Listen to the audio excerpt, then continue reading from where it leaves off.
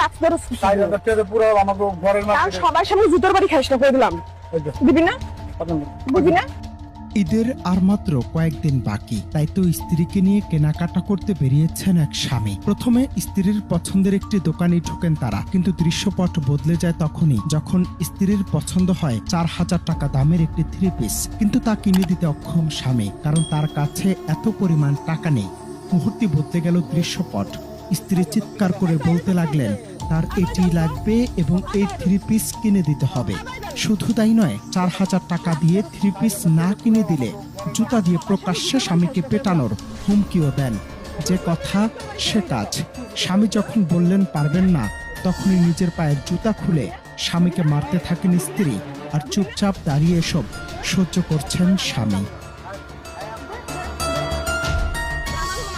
শুনতে একেবারে অবাস্তব মনে হলেও সত্যি। সম্প্রতি এমনই এক ভিডিও ছড়িয়ে পড়েছে সামাজিক মাধ্যমে। ভিডিও দৃশ্যপট বিশ্লেষণ করলে দেখা যায় একটি দোকানে স্ত্রীর 4000 টাকা দামের একটি থ্রি পিস পছন্দ হয়, কিন্তু মধ্যবিত্ত স্বামীর পকেটে সেই পরিমাণ টাকা না থাকায় তিনি পোশাকটি কিনে দিতে অপারগতা প্রকাশ করেন, আর তাতে মুহূর্তের মধ্যে বদলে যায় দৃশ্যপট। ক্ষোভে ফেটে পড়ে সবার সামনে চিৎকার করেন স্ত্রী এবং এক পর্যায়ে নিজের পায়ের জুতা খুলে স্বামীকে প্রকাশ্যে পেটাতে শুরু করেন। হাজারো মানুষের সামনে এমন লাঞ্ছনা সহ্য করেও সে হতভাগ্য স্বামী শান্তভাবে স্ত্রীকে বুঝিয়ে পরিস্থিতি সামাল দেওয়ার চেষ্টা করেছিলেন, যা দেখে প্রত্যক্ষদর্শীদের মাঝে তৈরি হয় মিশ্র প্রতিক্রিয়া।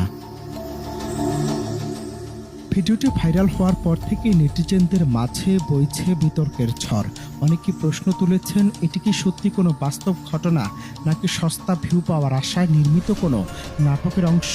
ভিডিওর সত্যতা এখনো নিশ্চিতভাবে জানা না গেলেও এর ভেতরের বার্তাটি অত্যন্ত গভীর। স্বামী স্ত্রীর পবিত্র সম্পর্কের মাঝে অর্থের গুরুত্ব যখন পারস্পরিক শ্রদ্ধাবোধকে ছাপিয়ে যায়, তখন তা সমাজের এক নগ্ন কদর্য রূপকে ফুটিয়ে তোলে। অনন্ত হাসান মাসুদ,